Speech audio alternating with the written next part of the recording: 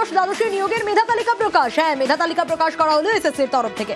Panel ও waiting list মিলিয়ে 18,900 জনের তালিকা প্রকাশ করা হয়েছে। আরো ডিটেইল আপডেট এ বিষয়ে দিতে পারবে সুদীপ্ত, রয়েছে আমার সঙ্গে। সুদীপ্ত, একাদশ দ্বাদশের নিয়োগের মেধা তালিকা প্রকাশ করলো এসএসসি।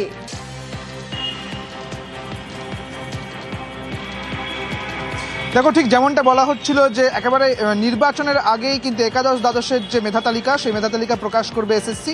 এবং নানা আন্দোলনের পর পরীক্ষা হয় এবং পরীক্ষার পর যেটা দেখা গিয়েছিল যে নানা আইনি জটিলতা তৈরি হয়েছিল এবং পরবর্তীতে এসএসসি এবং যে সূত্রে যেমনটা বলা হয়েছিল যে প্রথমে একাদশ দ্বাদশ, তারপরে কিন্তু নবম দশম, এবং সেই মতো একেবারে একাদশ দ্বাদশের যে মেধা তালিকা আজ কিন্তু প্রকাশ পেয়ে গিয়েছে। 18,900 জনের মেধা তালিকাতে 18,900 জন, যেখানে প্যানেল এবং ওয়েটিং লিস্ট মিলিয়ে একাদশ দ্বাদশের মেধা তালিকা আজকে ঠিক একেবারে 8টা তখনও বাজেনি, এইরকম মুহূর্তে কিন্তু একেবারে মেধা তালিকা প্রকাশ পেল। সোনিয়া, মেধা তালিকা প্রকাশ পেল এবং এই মেধা তালিকা অপেক্ষা একাদশ দ্বাদশের নিয়োগের মেধা তালিকা প্রকাশ করা হলো এসএসসির তরফ থেকে। সুদীপ্ত, একটু জানতে চাইবো, প্যানেল আর ওয়েটিং লিস্ট মিলিয়ে 18,900 জনের তালিকা এখানে প্রকাশ করা হয়েছে।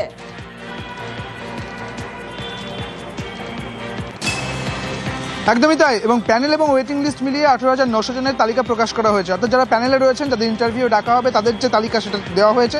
একই সঙ্গে যারা ওয়েটিং লিস্টে রয়েছেন, সেই ওয়েটিং লিস্টের তালিকাও কিন্তু এবারে একেবারে প্রকাশ করে দেওয়া হয়েছে। অর্থাৎ সব মিলিয়ে মোট 18,900 জন, অর্থাৎ যাদের মেধা তালিকার অর্থাৎ প্যানেলে যাদের নাম থাকলো তাদের নাম, এবং একই সঙ্গে যারা ওয়েটিং লিস্টে রয়েছেন তাদের নামও একসঙ্গে যোগ করেই এই 18,900 যে সংখ্যাটা সেটা কিন্তু রয়েছে। অর্থাৎ মোট 18,900 জনের নাম এবার একাদশ দ্বাদশের মেধা তালিকায় থাকলো, যারা প্যানেলে রয়েছেন এবং একই সঙ্গে যারা ওয়েটিং লিস্টেও রয়েছেন। সোনিয়া, আরো একটা বিষয় একটু জানতে চাইবো, মেরিট লিস্টে প্রায় 10,000 যোগ্য চাকরিহারা রয়েছে, কিন্তু ভুয়ো তথ্য দেওয়ায় বাতিল 303 পরীক্ষার্থী। এ বিষয়ে ডিটেল কি আপডেট রয়েছে সুদীপ্ত?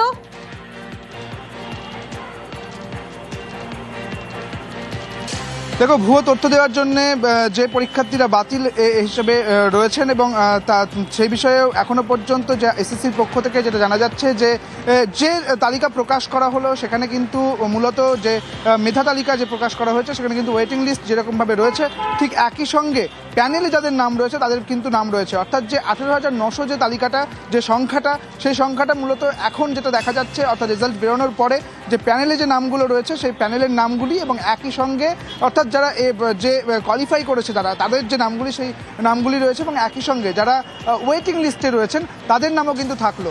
এমনটাই তালিকা কিন্তু এই মুহূর্তে প্রকাশ করা হয়েছে এসএসসির পক্ষ থেকে।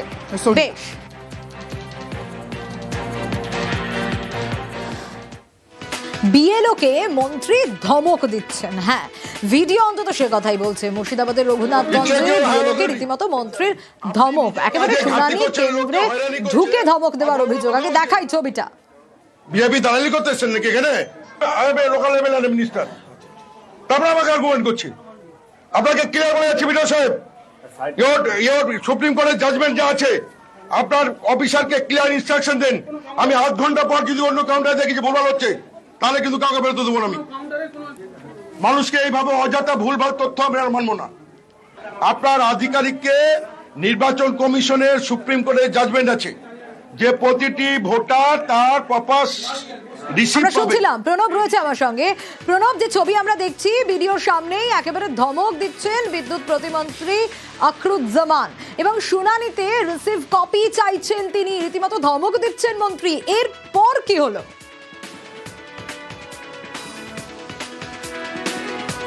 দেখো, আজকে তোমার যখন শুনানি পর্ব চলছিল রঘুনাথগঞ্জের তেঘড়ির হচ্ছে কিষাণ মান্ডিতে, সেই সময় হঠাৎ করেই বিদ্যুৎ প্রতিমন্ত্রী আখরুজ্জামান তার নিজের বিধানসভা এলাকা সেখানে তিনি উপস্থিত হন এবং তিনি রীতিমতনভাবে মেজাজ হারিয়ে কিন্তু ওই বিএলওকে ধমক দিতে শুরু করেন এবং প্রতিমন্ত্রী দাবি করতে থাকেন যে সুপ্রিম কোর্টের নির্দেশ মতো যে রিসিভ কপি দেওয়ার দরকার সেই রিসিভ কপি দিচ্ছে না। এই কথা যখন বিএলওকে বলে, বিএলও রীতিমতনভাবে তর্কাতর্কি শুরু করে দেন এবং এই তোমার তেঘড়ির যে সেন্টারে সেখানে কয়েক হাজার করে লোক ডাকা হচ্ছে এবং বিদ্যুৎ প্রতিমন্ত্রী বলেন যে এখানে কোনো রকম ভাবে পরিকাঠামো কিচ্ছু নেই, কারণ মানুষ ঘন্টার পর ঘন্টা দাঁড়িয়ে থাকছে, অসুস্থ হয়ে পড়ছে, অথচ কোনো রকম পরিষেবা বলে কিছু নেই। বাথরুম থেকে আরম্ভ করে কেউ অসুস্থ হয়ে পড়লে সামান্য কোনো রকম চিকিৎসা সেই সমস্ত কিছু নেই।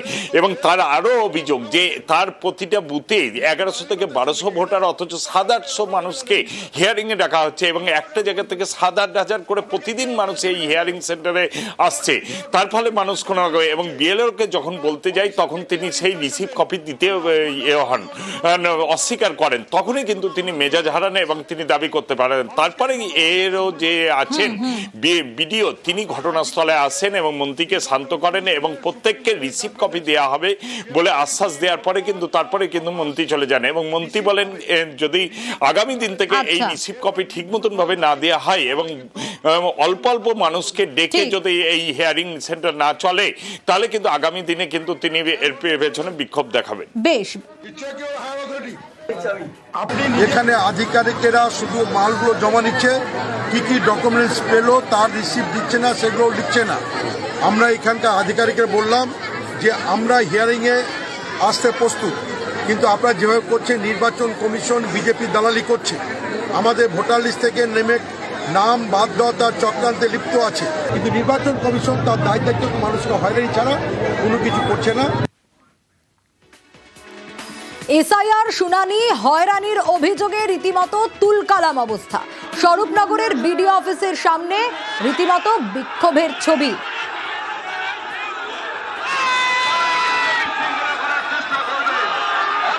যে ছবি আপনাদের দেখাচ্ছি, আগুন জ্বালিয়ে তৃণমূল কর্মী সমর্থকদের বিক্ষোভ আর পুলিশ বিক্ষোভকারীদের রীতিমতো ধস্তাধস্তির ছবি, ব্যারিকেড ভেঙে ভিতরে ঢোকার চেষ্টা, যে ছবি দেখা যাচ্ছে। এরপর কি হলো, ডেপুটেশন কি জমা দেওয়া গেল, আরো বিস্তারিত এই বিষয়ে জানাতে পারবে অনুপম রয়েছে আমার সঙ্গে। অনুপম, এই পরিস্থিতির পর ঠিক কি হলো?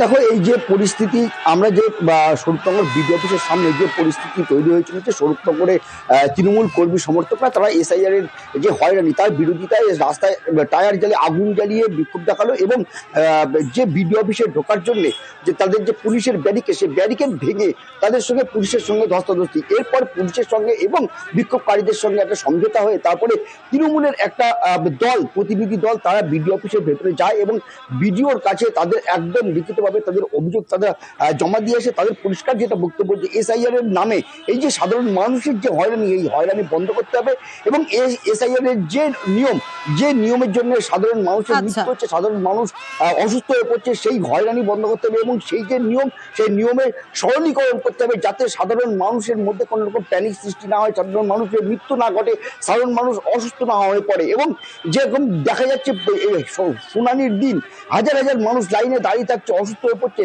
সেটাকেও বন্ধ করতে হবে। অল্প অল্প সংখ্যক করে এই এসআইআর এর শুনানি করতে হবে যাতে সাধারণ মানুষের অসুস্থ না হয়, সমস্যা না হয়। এই পুরো বিষয়টা কিন্তু বেশ একেবারে, এবং এই ঘটনার পর ভিডিওকে ডেপুটেশন জমা।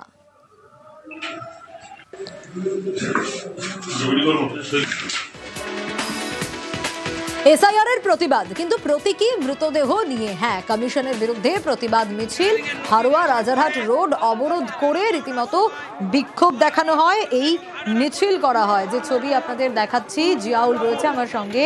জিয়াউল, এসআইআর ঘোষণা হওয়ার পর থেকে আমরা দেখেছি নানা অভিযোগ উঠে এসছে, নানা মৃত্যুর অভিযোগ, আত্মহত্যার অভিযোগ, নানা অভিযোগ উঠে এসছে। কমিশনের বিরুদ্ধে এই প্রতিবাদ মিছিল, কি হলো সেখানে?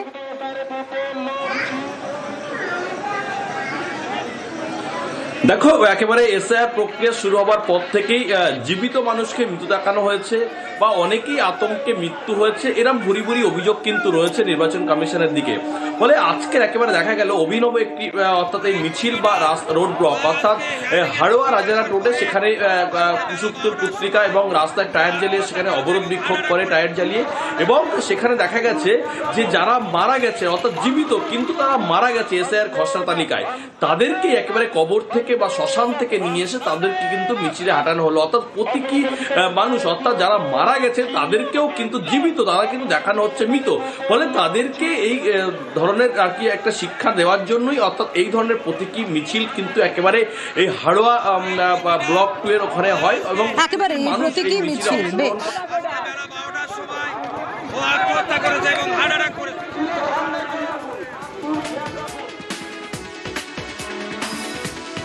হুগলির শ্রীরামপুরের বাসিন্দা সাম্য চট্টোপাধ্যায়, সেরিব্রাল পালসির রোগী তিনি। হ্যাঁ, হাঁটতে পারেন না, তার সঙ্গী হুইল চেয়ার। আর ছবিটা দেখলেই বুঝবেন তাকেও যেতে হয়েছে বুধবার দিন শুনানিতে। কিন্তু কেন যেতে হলো? রানা রয়েছে আমার সঙ্গে। রানা, যে মানুষটা এতটা অসুস্থ তাকে কেন যেতে হলো শুনানিতে?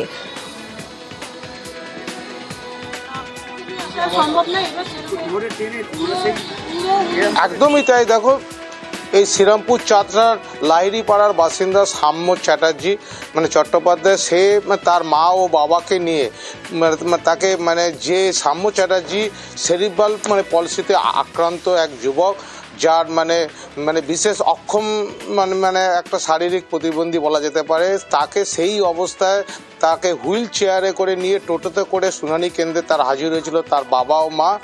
কোনো কারণ নেই, তার মিসম্যাচ করছে, কোনো নামের বানান ভুল আছে বা বাবার সঙ্গে তার ছেলের যে পরিচয় সেই নিয়ে তাকে তথ্যগত ত্রুটির জন্য তাকে হিয়ারিংয়ে ডাকা হয়েছে। এইটা নিয়ে কিন্তু ক্ষোভ প্রকাশ করেছে তার পরিবার, যে বলছে যেভাবে তাকে হয়রানি করে এই অবস্থা, তাকে হুইল চেয়ারে ছাড়া তাকে যেখানে চলাফেরা করতে পারে না, সেই কিন্তু তাও তাকে যেতে হলো। বেশ, সঠিক কারণটা পরিষ্কার আমাদের কাছে কিছুই না, যে কেন ডাকা হয়েছে, শুধু বলেছে কিছু একটা অমিল পাওয়া গেছে। এই অবস্থাতে একটা ছেলেকে কেন, যার 50% সেইভাবে বলছে, তাকে কেন ডাকা হলো আমার কাছে পরিষ্কার নয়। ডকুমেন্টস যা যা বলেছেন সব দিয়েছি। তো যেহেতু ওর বাবার নাম দেওয়া আছে, আমাকে বলা হলো ওর বাবার একটা ডকুমেন্টস লাগবে। ওর বাবার আধার কার্ডের কপি এখন যখন জমা করলাম, এখন আবার বলা হচ্ছে যে না, ওর বাবার এডুকেশন কোয়ালিফিকেশনের একটা ডকুমেন্টস আবার বিএলও অফিসে জমা করতে হবে। Very much harassed.